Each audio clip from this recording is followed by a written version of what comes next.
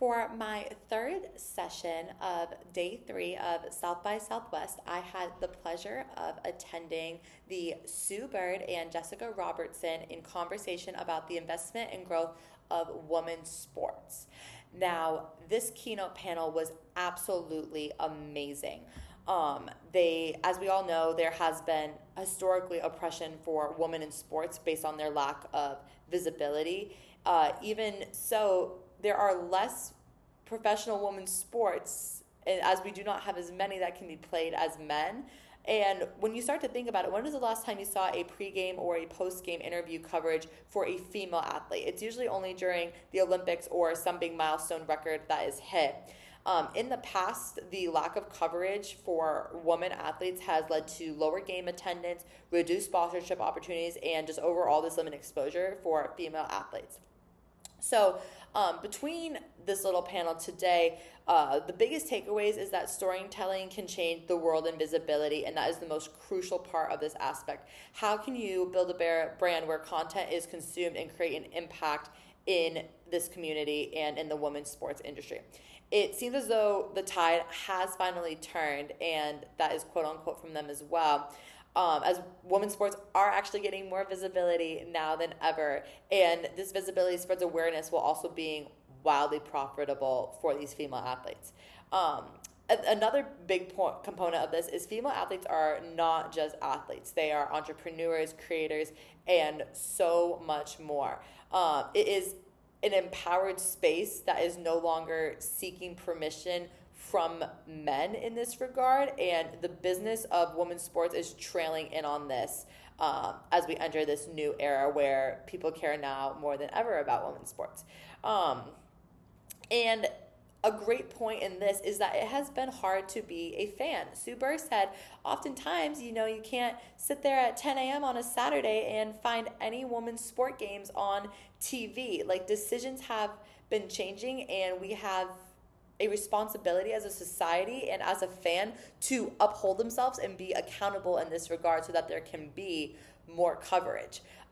She even alluded that one day we won't have to have panels like this where the change comes from within. We'll be having these conversations at a bar while women's sports stream all day long. To get out some statistics that really surprised me about this seminar is the most watched college basketball game of the season was Caitlin Clark breaking her milestone record.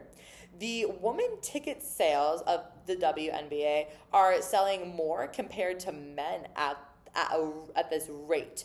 Over 74% of the country watched the Matildas play in the World Cup. Nebraska set a sold-out record, and I saw that recently on my TikTok, of the Huskers football stadium, as they had 92,000 fans for women's volleyball in the Huskers stadium this past year. And the WNBA this past season was the most viewed season in over 11 years.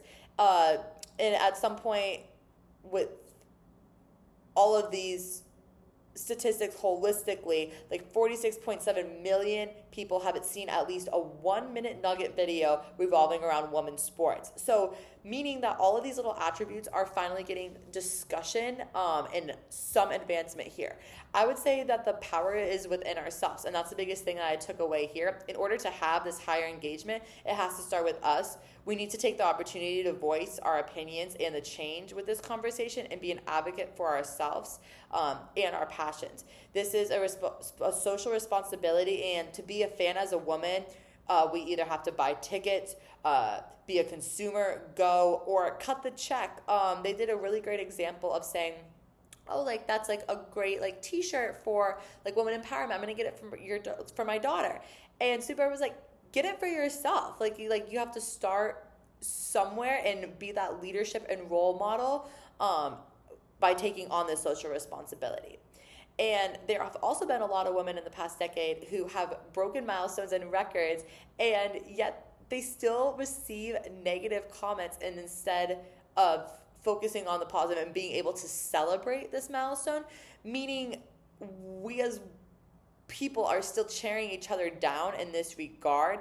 And you can debate all about who is the better player and all of this, but the negative comments are not necessary in this regard, and it seems to be more negative on women's sports than male sports in this comparison as well in the media, which is really interesting.